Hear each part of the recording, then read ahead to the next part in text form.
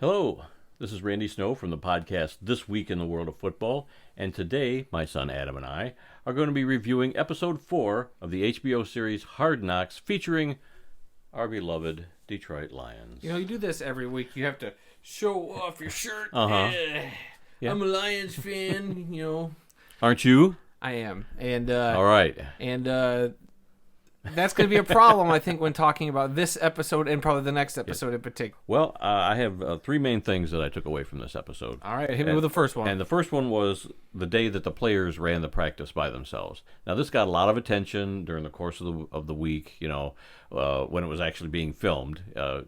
We got news on social media, the Lions are having a practice, no coaches, whatever. And Dan Campbell was there for that session, but he didn't really say anything. He was just there to... He said, blow the whistle and just oversee things so things didn't get out of hand.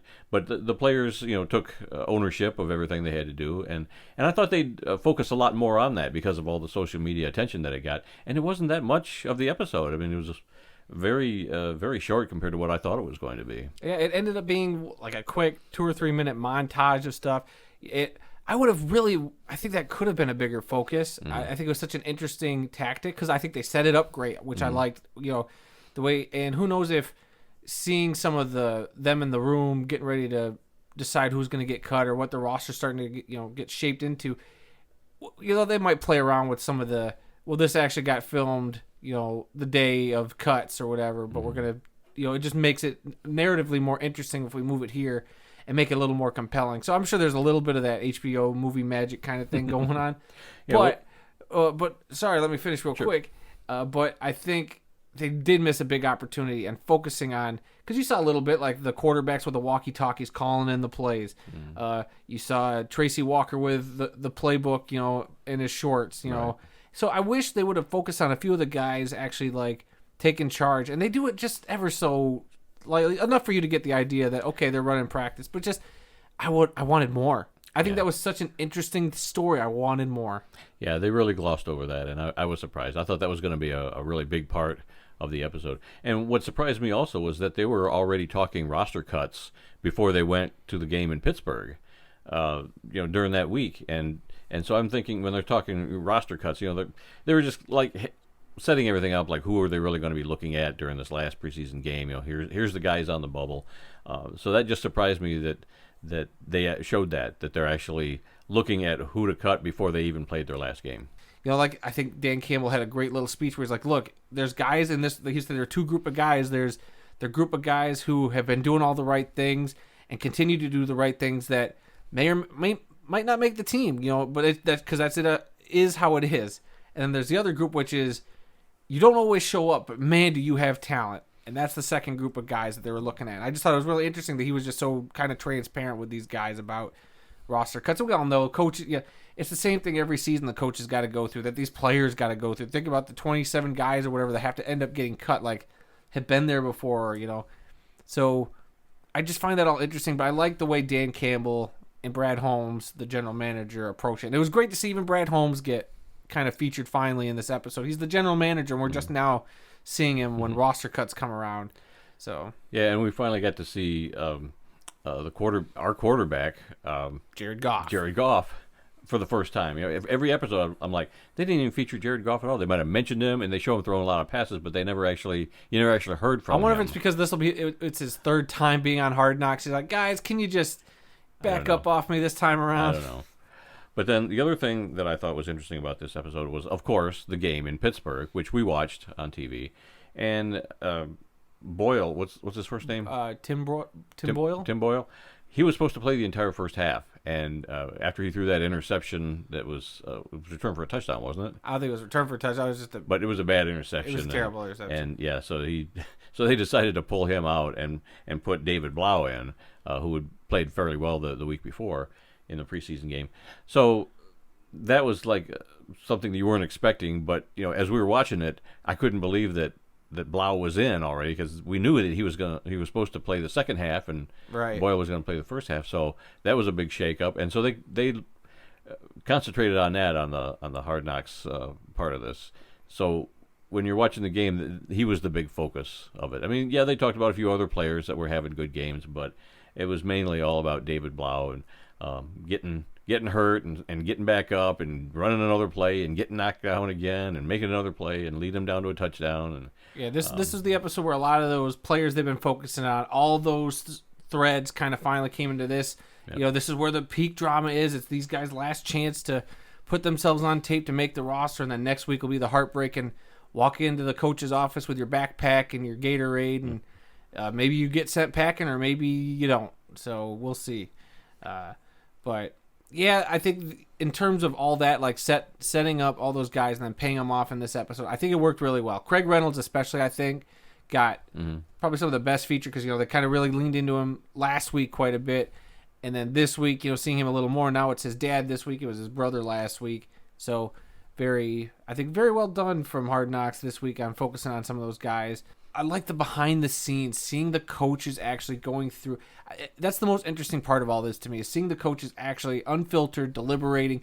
And they did a really good job, though, about like not really mentioning names. Right. But how do we feel about this guy? Yeah, it was always this guy or, Yeah, you couldn't see who they were talking about. Yeah, they kind of blurred out the board or was a little too far away. But it's just hearing some of their discussion, even though you don't know what player they're talking about, it was still interesting to see them deliberating and saying, all right, we're going to go through. First we start with the position coach, and you move up to like the coordinator. Then it's a scout or whatever that title they gave an individual personnel person. Everybody gets their input. Everybody gets input, and then they break that down. And it was just a fascinating way how the Lions at least do it. I know not every team does it exactly the same way, but I think that's the most interesting part of all this to me. One last thing about David Blau, he had a couple of passes where he did like a Brett Favre shovel pass, and I thought, well, you've been watching a lot of Brett Favre videos because one was unusual, but the second one he threw for a touchdown, and it's like he really wanted to make the team, and he showed he was willing to do anything to let the team succeed. So that was interesting, and it really made him look good. It did. I think Hard Knocks did a good job, and they definitely, in a game that was pretty ugly, I think the defense looked good for most of it, but then they kind of show a lot of the good highlights for the Lions, and all of a sudden you see the score was, what, like 19-0? 16-0 at halftime. Yeah, 16-0 at halftime. You're like, this isn't the narrative that I remember during the game, but, they kind of just gloss over that, which is fine, whatever. They're focused, and I think they focus on a lot of the right things. Like, even though the Lions were losing, they focus on, like, showing Rodrigo plugging up holes and actually, making good heads-up plays. And while he was a good point, like, maybe the rest of the defense just, didn't stand up at a couple of points, and they ended up getting the field goals. Or Hutchinson got in on a couple of plays where he was kind of impactful on, quarterbacks getting sacked or running backs tackled behind the line.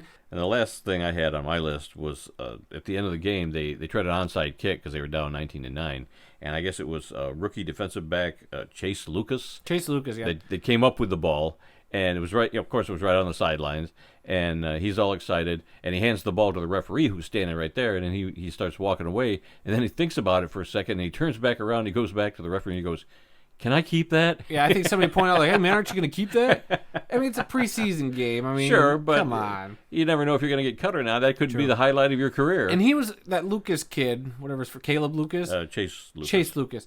He was another player that they've kind of tried to feature a couple times, but I don't think they've really fully leaned in on him. I don't remember. He's kind of been like in this whole show. Yeah, he's like you'd see him and they'd show him, and I think they featured him in the one episode where he dropped the interception at the end of the Falcons game. But they never really come back to him. Like maybe a little bit here and there, but not as much as like a Rodrigo or even Easy or Eze, however you pronounce his last name. I think. Yeah. So I don't know. A little inconsistent at times, and overall, I like this episode. Didn't love it. I do think a little bit of that we already know what's going to happen to some of these guys kind of sits in, which stinks, but I was trying to look at it, like I said earlier, from that perspective of what would people outside of Detroit think, and I think it would be a solid episode. So yeah, that's all I had. Anything else that you wanted to add? Trying to think of what else might have stood out, and you know what? I don't think I can really think of anything. It was a pretty basic episode. I think a couple of missed opportunities with the player run practice, and maybe focusing some more on some of these guys that are kind of on the bubble fighting for spots. But other than that, I think this was your kind of more average Hard Knocks episode. Definitely the lesser of the 4 episodes, but still all right. I'd give it a thumbs up still. Okay. Yeah, they've all been good. I didn't think they were all great, but it's been really good this year. 1 and 3, I'm still saying are 2 of the best Hard Knocks episodes I've seen. So. Yeah, it's really put Detroit in a favorable view for the whole country to see, and that's what Detroit has needed for a long time, to let people see that, hey, these aren't just the losers that you're familiar with all the time. They're players who are trying hard, and they could actually be really good this year. We'll see. We'll see. All right, well, that's the end of the video. As always, hit the subscribe button, hit the bell notification, give us a like, and leave us a comment. Is that it? I believe so. You always kind of following the order, but hey, what can you do? You can find our website at www.theworldoffootball.com. Run by him over there. It's his baby. He takes care of it. Obviously, you found the YouTube channel. We also have a weekly podcast, This Week in the World of Football, where this week we talked about college football coming back. It was week 0. There's a game over in Dublin, Ireland, which was a lot of fun to talk about. And the fact that they might have gotten some free beer over there, and we go into that a little bit. They got some free beer over there. So, yeah, go check out that podcast, This Week in the World of Football. And we've got, Facebook and Twitter. Yeah, you got all the social media. TWOF Kalamazoo on both of those. Everything's down in the description, for the main stuff to find us. Yep. So, yep.